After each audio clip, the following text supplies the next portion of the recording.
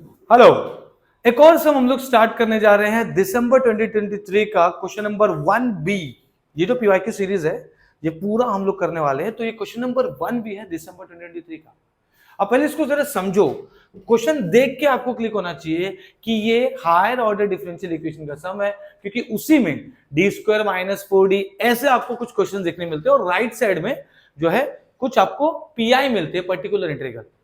तो सबसे पहला काम मैं आपको बता दूं कि ये जो लेफ्ट वाले पार्ट है, लेफ्ट वाले पार्ट, इससे हमको मिलता है कॉम्प्लीमेंट्री फंक्शन,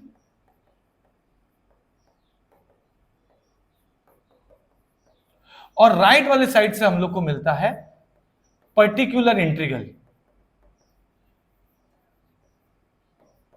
और फिर हम लोग जब कंप्लीट सोल्यूशन लिखते हैं तो हम लोग CF प्लस पीआई करके उसको खत्म करते हैं। बट ये CF प्लस पीआई करने के लिए उसको सॉल्व करना आना चाहिए। तो स्टेप बाय स्टेप पहले कंप्लीट कॉम्प्लीमेंट्री फंक्शन स्टार्ट करेंगे और उसके बाद पर्टिकुलर इंटीग्रल करेंगे। तो सबसे पहला काम होता है जब भी ये टाइप का क्वेश्चन आए तो आपको फट से क्लिक होना चाहिए कि राइट साइड में कहीं जीरो तो नहीं। अगर राइट साइड में जीरो है तो पर्टिकुलर इंटीग्रल आएगा ही नहीं, जो कॉम्प्लीमेंट्री फंक्शन वाला टाइप हो जाएगा। लेकिन अगर राइट साइड में है कुछ तो वो क्या है, क्योंकि पर्टिकुलर इंटीग्रल के 6 टाइप्स है, टाइप 1 2 3 4 5 6। उसमें से जो टाइप 1 है वो ई रेस टू समथिंग है। तो ये देखो यहां पे देख के मुझे पता चल रहा है कि टाइप 1 का सम है।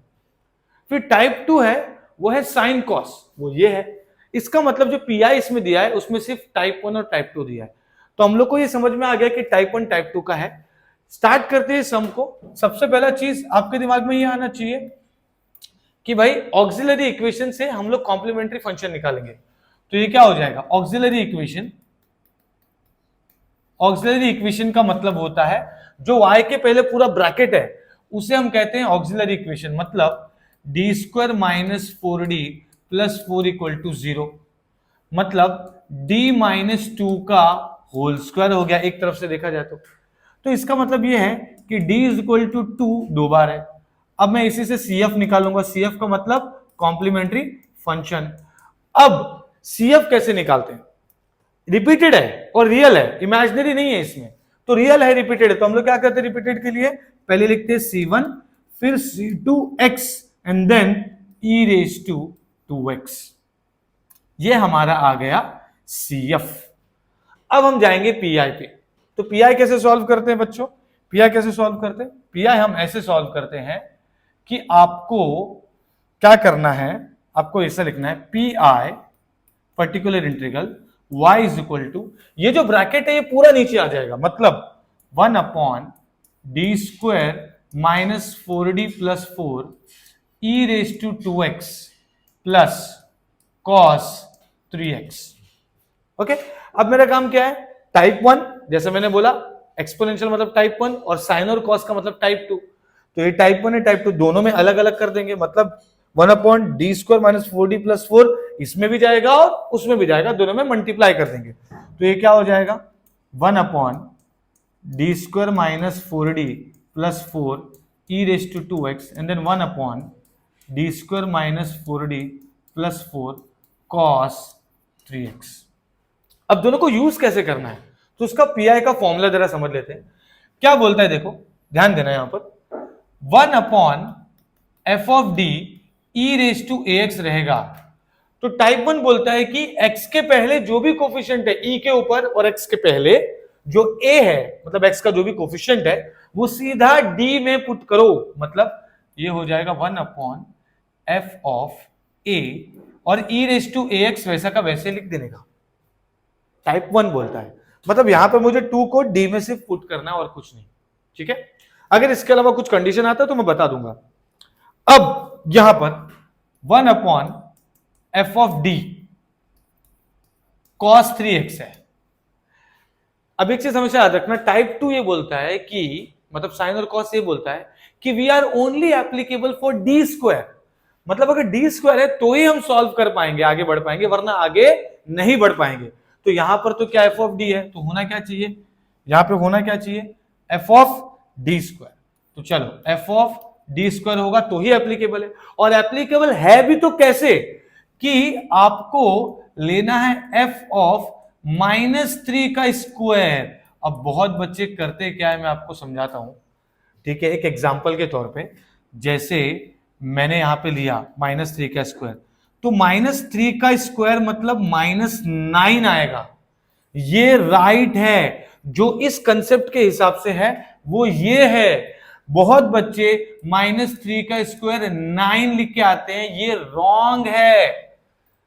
-3 का स्क्वायर 9 कब आएगा, जब ऐसा रहेगा। और ये कंसेप्ट जो टाइप 2 के लिए, पीआई के लिए है, वो ये है कि -3 का स्क्वायर मतलब -9 लेना है। माइनस माइनस वैसे का वैसे ही, 3 का स्क्वायर 9, ये हमको करना है। बहुत बच्चे कुछ अलग ही कर देते हैं, विच इज रॉन्ग, और ये करते हैं -3 का स्क्वायर इज इक्वल टू 9। बहुत बच्चे का यही फोटोकॉपी में मिस्टेक देखने मिला है। तो आपको ये चीज ध्यान में रखना है, क्या है -3 का स्क्वायर मतलब -9, ये माइनस वैसा का वैसे, एंड 3 का स्क्वायर 9। तो अब इसको हम लोग अप्लाई करेंगे, तो कैसे करेंगे देखो, ये क्या हो जाएगा, देखो इसको सॉल्व करेंगे पीआई वाले पार्ट को, तो ये क्या हो जाएगा, ये इसको वापस से वैसे का वैसे लिखेंगे, पीआई का y is equal to e⁻²x है, तो पुट करो, ये 2 का स्क्वायर क्या होगा 4, और ये भी हो गया +4, ये 8 हो गया, और यहां पे भी 2 पुट कर रहा हूं।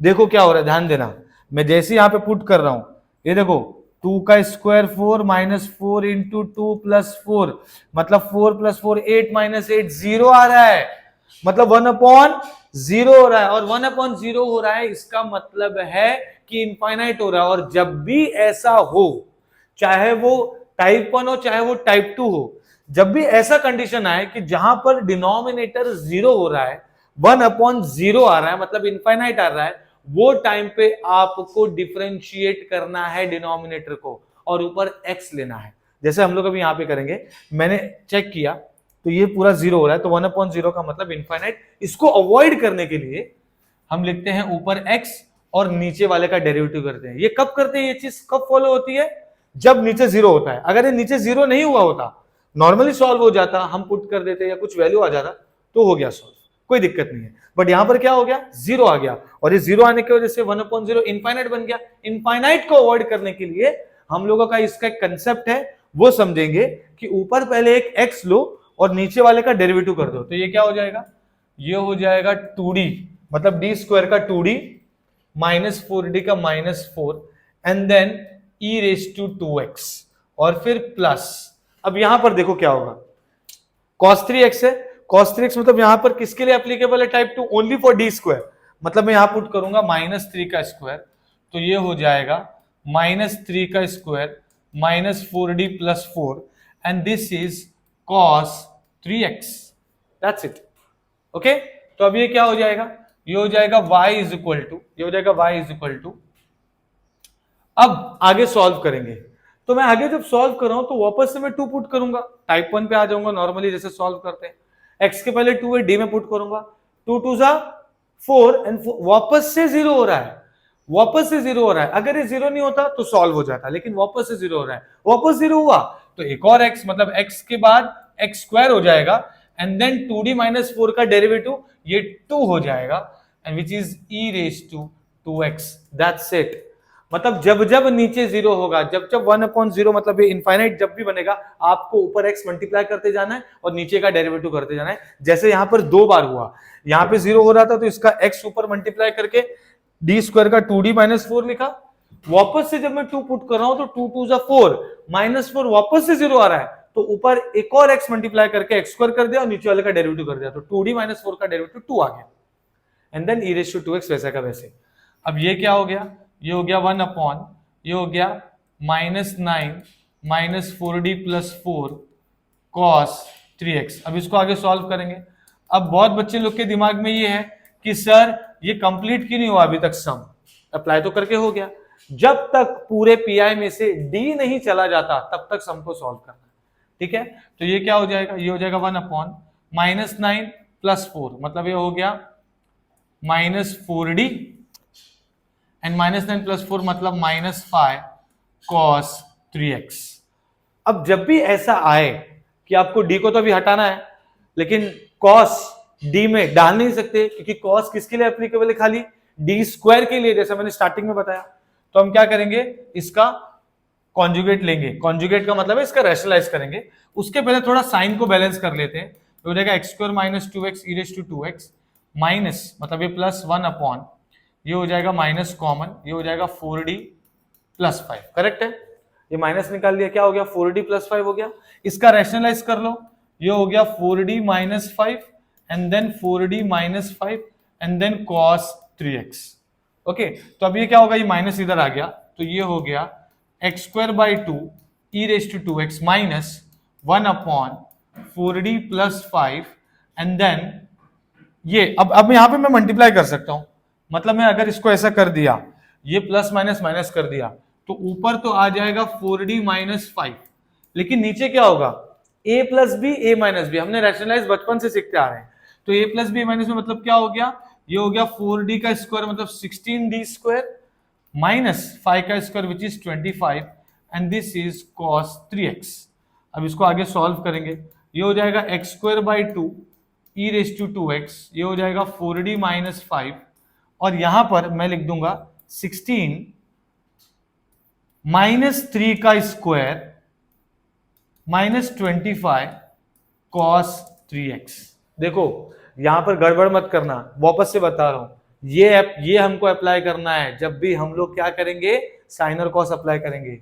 माइनस 3 का स्क्वायर मतलब माइनस 9 आने वाला है यहाँ पर, ठीक है। तो मैं ये क्या करूंगा, ये हो जाएगा y, ये हो जाएगा x square by 2 e raise to 2x, ठीक है, ये हो गया माइनस 4d माइनस 5 अपॉन, सबसे पहला माइनस 3 का स्क्वायर मतलब मैं क्या करूंगा, माइनस 3 का स्क्वायर का मतलब मैं क्या करूंगा, ये हो जाएगा 16 इंटू 9, ठीक है। मतलब मेरा सबसे पहले काम क्या होना चाहिए, 16 इंटू 9 करेंगे विच इज 144, ये हो जाएगा minus 144, okay, and then minus 25 cos 3x। चलो इसको आगे बढ़ते हैं अभी, ठीक है। तो ये क्या हो जाएगा, है ना, मैंने क्या किया, अभी माइनस 144 है, ओके, और इनको ऐड कर देंगे तो कितना हो जाएगा 169। तो मैं इसको क्या करूंगा, ये माइनस 169 होगा, इसको ऐड कर देंगे तो ये हो जाएगा, ये हो जाएगा, ये हो जाएगा Y square, y is equal to x square by 2 e raise to 2x and then ये माइनस 4d cos 3x है, मल्टीप्लाई कर दिया मैंने, एंड देन 5 cos 3x है अपॉन माइनस 169,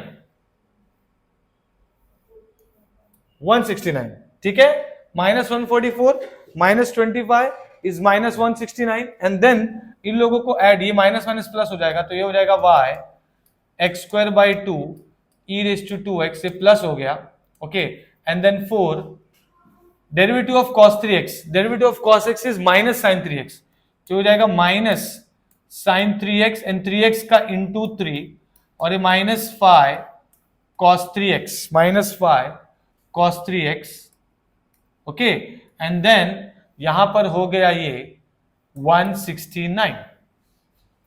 अब क्या कर सकते हैं, y is equal to x square by 2 e raise to 2x, minus common निकाल लिया मैंने, तो हो जाएगा माइनस 4 3 12, बराबर है।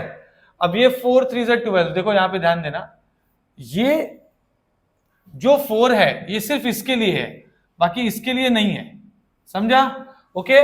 तो ये क्या हो जाएगा, है ना, डेरिवेटिव ऑफ क्या किया मैंने, माइनस साइन 3x इंटू 3 किया और माइनस 5 cos 3x, वैसा का वैसे, उसमें कुछ नहीं करना है, तो ये 4 3 12 हो जाएगा। मतलब मेरा काम क्या है कि मैं यहां पर क्या करूंगा, 169 लिखा है, नीचे वैसा का वैसे ही, ऊपर से माइनस कॉमन निकाल लूंगा, ठीक है, क्योंकि ये ऐसा है ना, cos 3x का derivative minus sine 3x into 3, तो इधर का माइनस अगर मैं निकाल लू तो ये माइनस हो जाएगा, और 4 3 12 sine 3x and then this will be plus 5 cos 3x, ये हमारा पी आई आ गया, समझ में आया।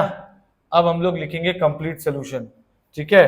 तो कंप्लीट सोल्यूशन क्या है, कंप्लीट सोल्यूशन क्या होता है बच्चों, complete solution is y is equal to C F plus P I. अब मेरा काम क्या है, y is equal to C F plus P I, तो मैं क्या करूंगा, जो भी मैंने लिखा है C F, C1 plus C2x e raise to 2x and then यहां पर ये आ गया plus x square by 2 e raise to 2x minus 12 sine 3x plus 5 cos 3x divide by 169। ये है आपका कंप्लीट सॉल्यूशन। तो अगर हम लोग ध्यान से देखें यहां पर, अगर हम लोग ध्यान से देखें तो हमने क्या किया स्टेप बाय स्टेप। सबसे पहले हमने क्या किया, कॉम्प्लीमेंट्री फंक्शन से CF निकाला और हमने कंसेप्ट समझा कि इसमें जो यूज हो रहा है पर्टिकुलर इंटीग्रल का टाइप, वो टाइप 1 टाइप 2 है। तो टाइप 1 में क्या होता है, डी में डायरेक्टली ये पुट कर सकते हैं, और टाइप 2 में क्या होता है, it's only applicable for D square sine और कॉस। तो वो मैंने लिख दिया। ओके, तो अब मैं क्या करूंगा, 1 बाय 1 इसको सॉल्व किया। यहां पर ये इनफाइनाइट हो रहा था, मतलब नीचे जब मैं 2 पुट कर रहा था तो 0 हो रहा था, तो उसके लिए मैंने आपको कंसेप्ट बताया कि आपको इसको x करना है। ओके, तो ये हो जाएगा x by 2d minus 4 e raise to 2x and then this will become x square by 2 e raise to 2x। और उसके बाद जब भी हमने इसको सॉल्व किया, यहाँ पे रैशनलाइज का कंसेप्ट आ गया, फिर हमने a plus b a minus b का होल स्क्वायर कर लिया यहाँ पर। ओके, सो ये नॉर्मल सा सम है, बस आपको इसको एक बार प्रैक्टिस करना, ये भी हो जाएगा। ओके, सो अगर इसका डिटेल्ड कुछ और कंसेप्ट इसका समझना है तो ऑलरेडी हमने YouTube में भी इसका वीडियोस डाला है, तो आप देख सकते हैं। Thank you so much.